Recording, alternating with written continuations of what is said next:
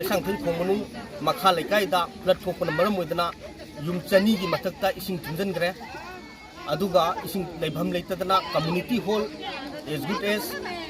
अखोई मेरा पाइबी संगदा सेंटर लौदना मी लेरे हाइजनिंग बो अफमदी स्टेट डिसास्टर रेस्पॉन्स फंड लेरिबा फंडिंग जे खतन काइथोपिरागा फ्लड थुमिंगै सिदा प्रिवेंटिव मेजर अमा ओइना मयामदा रिलीफ मटेरियल खजितंग पीबा तारगदी लेरिबा बिरी फैमिली ngै से याम नुवाइबा फाउगनी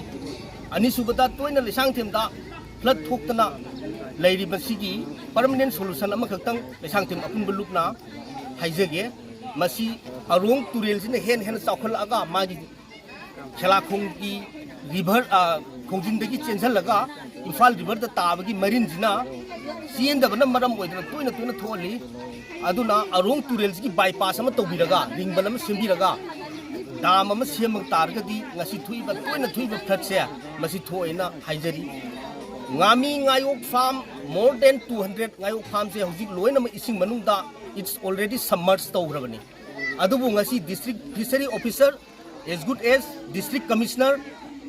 SDC SDO haifela ame hai SDO SDC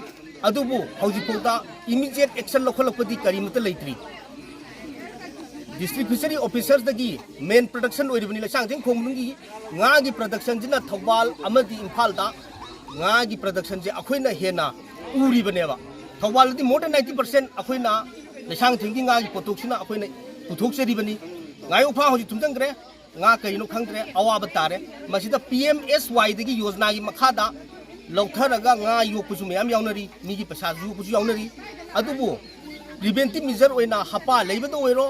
material provide to bodo ro ngasibong torok pam te leitri sarkar da phammi ba machinery jingna yaraga di yengjan view thumma ba matung da thumme haina smaina press ta amadi response pi ba matung da relief yahol pagi phibam ja masi tobi ganu preventive measure da thabak kitang su tobi sapagi machinery masi akhoi gi appeal ni aduna hayeng mak masi gi akhoi na pijedi ba appeal ja hayeng mak khuthang di yohon bida ban singdani local MLA की तरफ तक दी relief material दा ओइना ngarang ising amadi karingba khara pibirami community hall da akhoi yam thagachari si ising ijaus dei da hoji awa ana tarabas da sarkar की तरफ दei thuido ko miyeng hangri aduga akhoi is dei da tham tawduna leiriba low phami singji gi magi lak lak kaya gi nga kaya sigre adugi mathakta hoji amu kari tawrigi habada moi moina खल्लिबा nga से थोक्तनबा मै हपा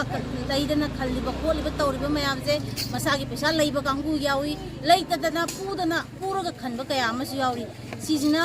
सिजना हाइनिंग इजिदे अखोइना मसिजिगी food फ्लडना हेक ओइरगा अखोइ हुजि मयाम अमा मांग ताकतना लैरे yum यांगलेन यावबा यावरे अदगी सिगी मयाम से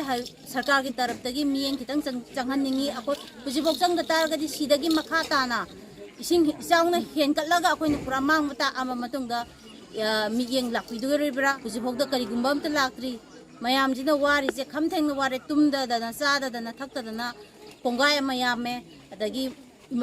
इमुंगदा युमयांगलेन यौबगैदि सोरokta थोलाए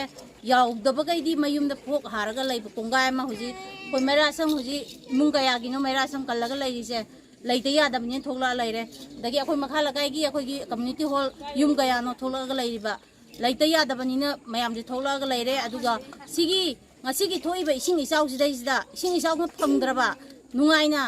कंखानदा लैरिबा कांगुना कियदना मौदना इसिंग इचाउ येंगबा लाइजे सिजि मेला की type ता सि festival अमा ओन्थोएबा दुदि festival दुदि ओन्थोपिगनु पामजदे अदुबु awa ana taru mayam sina nga sa kitang phaba dudi lawba lakpiba leiba lakpiba dudi lakpiu adubu kumai harau dudi onthok piganu aduga amuka hana request tawjari sarkar ki tarafta ayeng akan miyeng khatang sangjan duduna akoi awa ana taru mayam si kitang da jok mateng pangbiu hapa da orju yenbiu mi amana hapa leje lupa lising taragi mathata hapa leira khalleba maron kaya no ba aduduna awa ana tarba mayam je kitang miyeng sangbiu lairiba mayam je akhoi khata nate mai magi pa tagi ba ma togiba singjaure duna ya ka thoga di leiba yada banina gari na kamai togi nga kitang do ju phar no mugi lupa sam sani do ju phangaju haina ma magi ngamjangam jaba satnagi sigi mayam je amtang miyeng sangbiu